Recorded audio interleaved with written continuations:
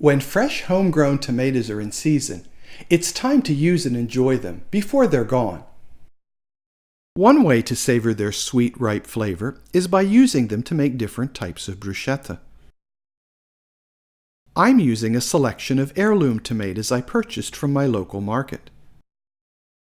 Whether you call them bruschetta or bruschetta, they're a great beginning to any meal. Now watch how easy they are to make. For the bread, choose a fresh baguette or crusty loaf of ciabatta. You can also choose a favorite bread from your local market or bakery, like this fresh olive bread that I've cut into small squares. Use a fruity olive oil to brush the slices of bread. You can also infuse the olive oil with a clove or two of pressed garlic and some finely minced herbs, or even freshly ground spices, like chili powder or black pepper. After brushing the bread with a plain or infused olive oil, place the slices into a hot oven and toast for a few minutes. When the bread slices have toasted, remove them from the oven and allow them to cool. Now it's time to finish them by adding some toppings. For my choice of bruschetta, I'm using a variety of toppings, such as cured meats, heirloom tomatoes, a selection of cheeses, and fresh herbs.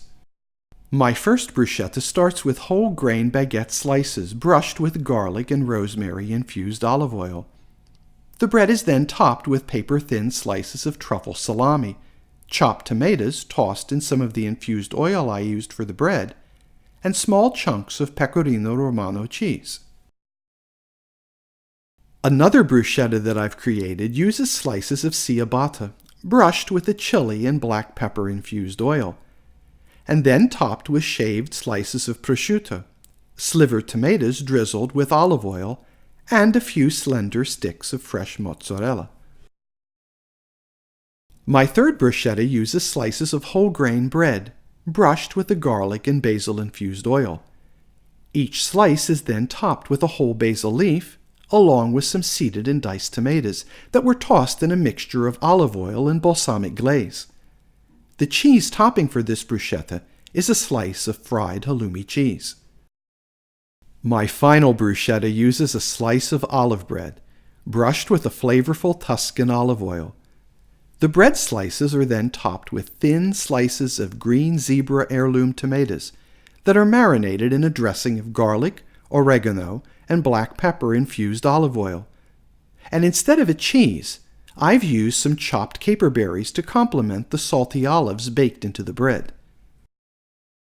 Make one or more of these 4 bruschetta as a super starter for your next meal, or use your imagination to create a few tasty combinations of your own.